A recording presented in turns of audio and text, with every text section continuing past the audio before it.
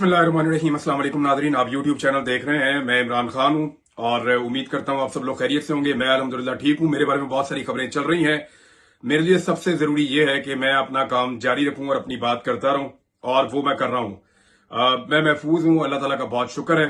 और अल्लाह ताला बड़ा मेहरबान है, वही जिंदगी देता है, वही हिफाजत करता है, वही राज़िक है, वही पैदा करता है और वही आपकी हर चीज का मालिक है।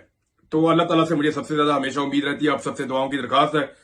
खबरों की तरफ जाते हैं नाज़रीन डायरेक्टली। जरूरी यह है कि जो बात मैं करता हूं, जो काम मैं करता हूं, वो काम जारी रहे और वो रुकना नहीं चाहिए, क्योंकि मुझे ऐसा लगता है कि मेरा काम ही मेरी सबसे बड़ी रिस्पॉन्सिबिलिटी है। और इसी जिम्मेदारी से रोकने की मुझे बार बार कोशिश की गई, लगातार कोशिश की गई।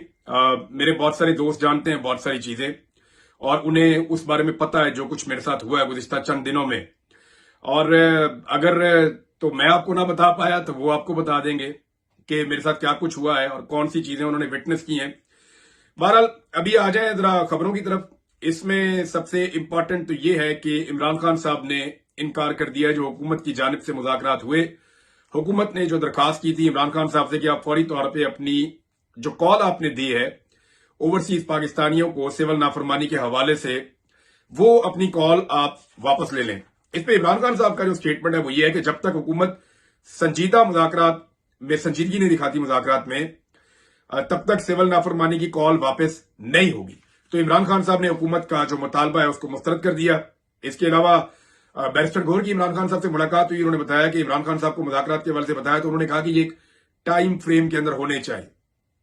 हुकूमत के पास तो ये है ना कि एक दिन और गुजर जाए, एक दिन और गुजर जाए। उन्हें लगता है कि अगले दिन कोई ऐसा हादसा या कोई ऐसी चीज हो जाएगी जिसमें उनके हाथ कोई अलादीन का चिराग लग जाएगा और चीजें ठीक हो जाएंगी। लेकिन गुज़िश्ता 2.5-3 साल से हो ये रहा है कि बजाय चीजें ठीक होने के मजीद खराब होती चली जा रही है। एक के बाद एक तजुर्बा करके देख लिया, लेकिन चीजें ठीक होने की बजाय ज्यादा से ज्यादा खराब हो रही हैं। अब इमरान खान साहब कहते हैं जी के बगैर इनको ज्यादा टाइम देने की बजाय एक टाइम फ्रेम रखें और हमारे जो दो इंतहाई जायज मुतालबात हैं, नंबर 1 जितने भी कैदी हैं बेगुनाह उनको रिहा किया जाए, या जिनके केसेस चल रहे हैं उनको जमानतें दी जाए, जो उनका हक है उन्हें मिलनी चाहिए। और दूसरा उनका मुतालबा यह है कि 9 मई के ऊपर और 26 नवंबर के ऊपर इन दोनों वाकयात के ऊपर एक जुडिशियल इंक्वायरी करवाई जाए, कमीशन बनाया जाए, जिसमें पता चले कि सीसीटीवी फुटेज में क्या था, पता चले किसका क्या रोल था, पता चले कि कितने लोगों को गिरफ्तार किया गया, क्यों गिरफ्तार किया गया, जो लोग बाइज्जत बरी हो गए। यानी बहुत सारे लोग 9 मई के केसेस में डिस्चार्ज हुए, लेकिन उन्होंने कई कई महीने जेलों के अंदर गुजारे हैं। अब वो बेगुनाह साबित हो गए, उन्होंने जेलों में गुजारा टाइम, उसके लिए जिम्मेदार कौन है? हजारों लोग पाकिस्तान में गिरफ्तार किए गए हैं और 9 मई के केसेस को जितना ज्यादा पाकिस्तान में इदारों ने खराब किया कि जिस बंदे ने माफी मांग लिया, इमरान खान को छोड़ दिया, वो बेगुनाह हो गया। सबसे पहला तो जुर्म यह था कि अगर 9 मई किया एक बंदा उसके अंदर फिक्स है, तो जैसे ही वो इमरान खान को छोड़ता है वो बेगुनाह हो जाता है, वॉशिंग मशीन में से निकल के बिल्कुल पाक साफ हो जाता है। तो ये नहीं हो सकता कि एक बंदा ऐसे बेगुनाह हो जाए। तो अगर सजा देनी है तो कानून के मुताबिक सबको देनी चाहिए थी। यहां से यह मामला मशकूक होना शुरू हुआ। फिर मैंने देखा जाए पुलिस ने अंधाधुंध गिरफ्तारियां कर दी। फिर पुलिस ने जो मौके पर उठाया कि जनाब छुप के भेस बदल के पुलिस वाले अंदर चले गए, वो इमरान खान साहब की टेबल के नीचे छुप गए। वहां छुपकर उन्होंने जनाब कहा कि हमने सुन लिया इमरान खान साहब ने प्लानिंग की है। 4 जगह पे तो बंदा चेक होता है और पहले पॉइंट के ऊपर मेन गेट से जो अंदर जाता था ना, वहीं पे नाम लिखा हुआ होता था, वो बंदा अंदर दूसरा जा ही नहीं सकता। और 2 पुलिस वाले छुप के जाके टेबल के नीचे बैठ गए। वो तो टेबल भी बहुत छोटी सी है जितने इमरान खान साहब टांग रख के बैठते थे। तो अजीबोगरीब बातें हैं जो की गई हैं। तो एक मजाक बनाया गया 9 मई के मामले को, हालांकि उसको अगर सही तरीके से चलाते तो शायद कुछ लोग फिक्स हो जाते जो जिम्मेदार होते। बहरहाल मिलिट्री कोर्ट्स के अंदर जो कुछ हुआ उसका खुमियाजा पाकिस्तान के ऊपर आ रहा है। अब सारे सर जोड़कर बैठे हैं कि इससे निकलना कैसे है। देखिए, सबको इस बात का आइडिया था कि मिलिट्री कोर्ट्स कोई इंटरनेशनल लेवल पे पसंदीदा चीज नहीं है, लेकिन पिछले दिनों में दबाव इतना ज्यादा बढ़ाया ओवरसीज पाकिस्तानियों ने और सोशल मीडिया के ऊपर इतना ज्यादा दबाव बढ़ा, खासतौर पे डोनाल्ड ट्रंप के इलेक्शन जीतने के बाद एक बेचैनी है जो पाकिस्तान की एस्टेब्लिशमेंट और हुकूमत है उनके बीच में। उन्हें परेशानी यह है कि डोनाल्ड ट्रंप इलेक्शन जीत गया है, जो बाइडन की एडमिनिस्ट्रेशन चली जाएगी। तो वो जो सहूलतकारी जो बाइडन एडमिनिस्ट्रेशन ने की है एक लंबे अरसे तक, 3-4 साल तक, वो सहूलतकारी खत्म हो जाएगी। और अगर ये सहूलतकारी खत्म हो जाती है तो फिर हम किस तरीके से अपनी चीजों को कंटिन्यू कर पाएंगे? सहूलतकारी खत्म होते ही आपको पता है फिर यूरोपीय यूनियन भी बोलेगा, फिर बरतानिया भी बोलेगा, फिर अमेरिका में भी आवाजें उठेंगी, फिर अक़वाम मुत्तहिदा भी बोलेगा यानी अक़वाम मुत्तहिदा में जिन लोगों ने मामला उठाए थे, उन्होंने मुझे अक्टूबर या नवंबर 2023 में बताया, मुझे वो मिलने के लिए आए। उन्होंने कहा जब हमने यूनाइटेड नेशन से राब्ता किया तो वहां हमें यह पता चला कि पाकिस्तान में जो कुछ भी हो रहा है उस पर अमेरिकन आशीर्वाद है, इस वजह से हो रहा है, और इसलिए यूनाइटेड नेशन जो है वो एक इफेक्टिव रोल प्ले नहीं कर पा रहा, सिर्फ ऐसे ही रिपोर्टिंग कर रहा है मामला की, वो रोल प्ले नहीं कर पा रहा। लेकिन अब जैसे ही जो बाइडन इंतजामिया जा रही है, जाते जाते वो भी गोंगलुओं से मट्टी झाड़ रहे हैं और पाकिस्तान के ऊपर उन्होंने तनकीद शुरू कर दी है, पॉलिसीज के ऊपर, स्पेशली ये जो मिलिट्री कोर्ट्स हैं इनके हवाले से उन्होंने तनकीद की है। तो अब इस मामले से निपटना कैसे है? अब देखें, दो चीजें हैं जो अंडर डिस्कशन है। नंबर एक ये है कि इस मामले को यहां रोक लिया जाए, मामले को अदालत के अंदर जाने दिया जाए और अदालत के अंदर से इसको कलअदम कर दिया जाए और पूरी दुनिया को मैसेज चला जाए कि पाकिस्तान में मिलिट्री कोर्ट्स के अंदर कोई फैसले नहीं हुए थे, वो खत्म हो गए, तो ये इसके अंदर से निकल जाए सारे। एक तो ये फैसला हुआ कि इससे जान छुड़ा ले। दूसरा फिर ये है तरीकाकार के इसके ऊपर डट जाए और सारे मिलकर खड़े हो जाएं और ये फैसला कर दें कि जनाब जो बाकी 50-60 बंदे हैं उनको भी हमने मिलिट्री कोर्ट में सजाएं देनी है और इमरान खान को भी उठाकर मिलिट्री कोर्ट के अंदर लेकर जाना है। अब जो लोग चंद दिनों पहले तक ये दावे कर रहे थे, बड़े बुलंदोबांग दावे कर रहे थे कि इमरान खान एक फितना है, उसको हमने कुचलना होगा और हमने इमरान खान को लेकर जाना है मिलिट्री कोर्ट के अंदर, और जनाब वहां पे गवाहियां आ गई हैं और फैज हमीद ने और इमरान खान ने मिलके जो है वो 9 मई करवाया था। हालांकि मैंने आपको बताया कि जो मेरे पास इंफॉर्मेशन है, हो सकता है कि उस इंफॉर्मेशन से अलग भी कुछ चीजें हों, लेकिन मैं आपको अपनी जाती इंफॉर्मेशन ये बता रहा हूं कि 2022 के मई में इमरान खान साहब ने जनरल बाजवा और जनरल फैज हमीद से ताल्लुकात मुनक़ता किए थे और ये मुझे इमरान खान साहब के बहुत करीबी लोगों ने बताया था और मुझे सबूत भी बताया था कि उन्होंने उस वक्त मुनक़ता कर दिए थे। और उसके बाद उनका कोई जवाब बनता नहीं है जनरल फैज हमीद से राब्ते में रहने का, लेकिन अगर है तो कोई तो सबूत होंगे ना, तो अब तक मामला खुल जाना चाहिए था। अब इमरान खान के पार्टी के कारकुनों को मिलिट्री कोर्ट्स के अंदर सजा देने पे यूरोपीय यूनियन, अमेरिका और बरतानिया तीनों ने रुला डाल दिया है। आपका जीएसपी स्टेटस जो है वो डिस्कस होना शुरू हो गया है। अब ये कारकुनों की बात थी, अगर साबिक वजीर आजम को उठाकर मिलिट्री कोर्ट में ले गए तो किस तरह का रिएक्शन आएगा हम आप इसका अंदाजा भी नहीं कर सकते। तो पाकिस्तान के अंदर इस वक्त डिस्कशन इस बात के ऊपर हो रही है कि किस तरीके से इस मामले को अब टैकल करना है, क्योंकि ये एक डिजास्टर के तौर पे देखा जा रहा है कि पाकिस्तान के अंदर सियासी जमात है, सियासी कारकुन है, उनको मिलिट्री कोर्ट के अंदर सजा हो रही है, हालांकि दूसरी अदालतें मौजूद हैं और सेम मुकदमात 9 मई के सिविल कोर्ट्स के अंदर बाकायदा अदालतों में, सुप्रीम कोर्ट में, दूसरी अदालतों में वो फौजदारी मुकदमात बाकायदा चल रहे हैं, दहशतगर्दी के मुकदमात भी बाकायदा अदालतों में चल रहे हैं। देखिए ना, इंसिडेंट तो एक ही है 9 मई का। अब 9 मई के अंदर कुछ हजारों लोग जो हैं उनके मुकदमा चल रहे हैं दहशतगर्दी की अदालतों में, दीगर अदालतों में, हाई कोर्ट्स के अंदर।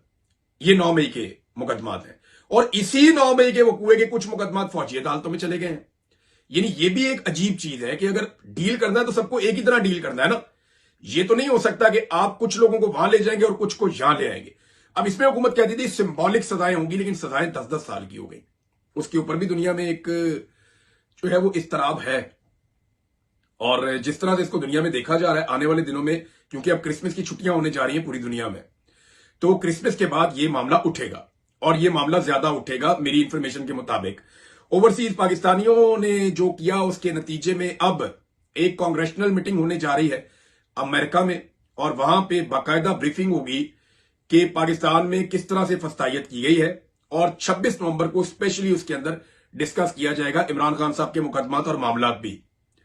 इसके अलावा एक बरतानिया में भी होने जा रहा है ये मामला और कनाडा में भी होने जा रहा है। यूरोपीय यूनियन का मूड आपने चेक कर लिया है और उन्होंने भी एक हार्ड लाइन ली है इस सारे मामले को लेकर। डोनाल्ड ट्रंप की जो नई टीम है ना, उसके अगर आप बयानात सुने, गुज़िश्ता कुछ बयानात आप निकालें, मिसाल के तौर पे उनके मार्को रूबियो इनके सेक्रेटरी ऑफ द स्टेट के तौर पे इंतखाब है, इसी तरह रिचर्ड ग्रेनल है, इस तरह एक दो खवातीन हैं। इनके अगर आप माजी के स्टेटमेंट्स देखें जो डोनाल्ड ट्रंप की अपनी किचन कैबिनेट है, जो बहुत करीब के लोग हैं, तो आपको यह समझ आ जाती है कि वो डिक्टेटर्स के बहुत खिलाफ है। वो खुलकर ये बात करते रहे कि हमने दुनिया में उन लीडर्स के साथ डील करना है जिनके पीछे उनकी आवाम खड़ी होगी, हमने डिक्टेटर्स के साथ डील नहीं करना। बल्कि जो सेक्रेटरी ऑफ द स्टेट आ रहे हैं उनका मैं एक बयान सुन रहा था, उन्होंने कहा डिक्टेटर्स अमेरिका के दोस्त नहीं हो सकते। उन्होंने मुख्तलिफ ममालिक की मिसालें भी दी। उन्होंने कहा ये दुनिया के अमनो अमान के लिए और दहशतगर्दी के हवाले से डिक्टेटर्स एक बड़ा मसला होते हैं। ये अपने इक्तदार के लिए समझौते करते हैं। ये डिक्टेटर्स बाय डिजाइन अमेरिका और इसराइल के खिलाफ एहतजाज करवाते हैं। ये उनका सोचना है। उन्हें यह लगता है कि डिक्टेटर्स अपने लोगों को कंट्रोल करने के लिए, स्पेशली वो मुसलमान मुल्कों की बात कर रहे थे, कि जहां पे अपने लोगों को कंट्रोल किया जाता है वहां उनको थोड़ा सा रूम दिया जाता है। ठीक है, आप अमेरिका को गालियां दे दें, आप इसको दे दें। ये अमेरिका के दोस्त नहीं हो सकते। अपने इक्तदार को तूल देने के लिए लोगों को ये कहते हैं कि वहां आप जो मर्जी करें, बाहर आप जो मर्जी करें, पाकिस्तान के अंदर या अपने मुल्क के अंदर या मिस्र के अंदर या फलां मुल्क के अंदर आपने कुछ नहीं करना। पाकिस्तान में मैंने इसलिए कहा कि डिक्टेटरशिप बहुत रही है और अभी भी जो माहौल पाकिस्तान में है वो डिक्टेटरशिप वाला है, क्योंकि पाकिस्तान में इलेक्शन कोई और जीता, लेकिन पाकिस्तान की एस्टेब्लिशमेंट ने हुकूमत किसी और को बनाकर दे दी, और जिनको हुकूमत बनाकर दी वो हुकूमत में आने के लायक ही नहीं थे, काबिल ही नहीं थे, और उसके बाद से लेकर अब तक पाकिस्तान एक डिजास्टर में चल रहा है। अब इमरान खान साहब ने तो इनकार कर दिया है, लेकिन दूसरी जानब कुछ शिकवे हैं पाकिस्तान तरीके इंसाफ के लोगों के, और ये दो बड़े अहम शिकवे हैं। एक तो पाकिस्तान तरीके इंसाफ ने जो केस चल रहा है, जो इन्होंने एक इस्तगासा किया हुआ है 26 नवंबर के हवाले से, उसमें हमें ऐसी उम्मीद थी कि जैसे पाकिस्तान तरीके इंसाफ की सारी क़यादत पहुंच जाएगी, बहुत बड़ी तादाद में लोग अदालत में पहुंच जाएंगे और उनके जाने से एक माहौल बनेगा और सब अपने शोहदा के लिए इंसाफ मांगेंगे। लेकिन बदकिस्मती से पीर वाले दिन ऐसा हुआ नहीं। अब जब मैंने इतलात इकट्ठी की तो पता चला कि जनाब वहां तो खामोशी थी और वहां पे लोग नहीं पहुंचे, और उस वजह से एक लंबी तारीख भी आ गई है। तो ये एक बदकिस्मती वाली बात है कि जो गरीब कारकुन शहीद हुए उनके लिए सारी क़यादत को वहां पहुंचना चाहिए था। एमएनएस को, सेनेटर्स को, पार्टी के ओहदेदारों को बड़ी तादाद में जाना चाहिए था, जो मेन लोग हैं, और जाकर उन्हें अपने कारकुनों के साथ, जो शहीद कारकुन है या जो गिरफ्तार कारकुन है या जो लापता कारकुन है या जो जख्मी है, उनके साथ इजहार हमदर्दी करना चाहिए था। दूसरा, जो एक कारकुन शहीद हुए हैं पाकिस्तान तहरीक इंसाफ के, मलक अदरीस शहीद, ये पेशावर अस्पताल में ज़ेरे इलाज थे, वहां पे इनकी डेथ हो गई। लगभग इनका 4 हफ्ते तक इलाज करने की कोशिश की गई।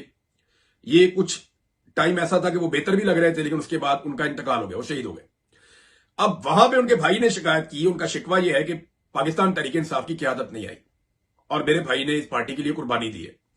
तो इस पे शहबाज गिल साहब ने और दीगर कुछ लोगों ने अफसोस का इजहार किया है, और ये वाकई अफसोस की बात है कि जिन कारकुनों ने कुर्बानी दी है, जो शहीद हुए हैं, वहां पे पूरे गांव के अंदर लोग धाड़े मार रहे थे। तो मकामी पाकिस्तान तहरीक इंसाफ के लोगों के अलावा जो मरकजी क़यादत है, अटक बिल्कुल इस्लामाबाद के साथ है, उन्हें जाना चाहिए था और जाकर इस जनाजे के अंदर शिरकत करनी चाहिए थी। लेकिन इस मामले में पाकिस्तान तहरीक इंसाफ की जो क़यादत है वो इंतहाई सुस्ती पहले भी करती रही है और इस वक्त भी उन्होंने सुस्ती का मुजाहरा किया है, जो अफसोसनाक है। मेरे ख्याल में इनके घर जाना चाहिए, सबको इनके घर जाना चाहिए, इनकी कब्र पे जाना चाहिए, वहां अफसोस का इजहार करना चाहिए और वहां पे आवाज उठानी चाहिए। एक पाकिस्तान तहरीक इंसाफ के ऊपर नुक्ता उठाया गया कि तहरीक इंसाफ ने क्यों जो है वो नहीं दिए, अपने वकला नहीं दिए मिलिट्री कोर्ट्स के अंदर। तो देखिए, एक चीज जिसको तहरीक इंसाफ तस्लीम ही नहीं करती, वो इसको मानते ही नहीं कि मिलिट्री कोर्ट कोई कोर्ट ही नहीं है। तो जब एक चीज कोर्ट ही नहीं है तो उसमें बतौर वकील पाकिस्तान तहरीक इंसाफ की लीडरशिप क्यों पेश हो जाए जाके। लेकिन वहां पे एक कर्नल साहब है जो बैठ के केस सुन रहे हैं। तो आपको क्या लगता है कि सलमान अकरम राजा साहब जाके कर्नल साहब को समझाएंगे कि कानून क्या है और उन्हें समझ आएगी इस बात की? वो तो सबको पता है कि मिलिट्री कोर्ट क्या होती है और उसने किस तरह सजा देनी होती है। क्या उन्होंने सजा नहीं देनी थी? इसके अलावा और क्या ऑप्शन था उनके पास?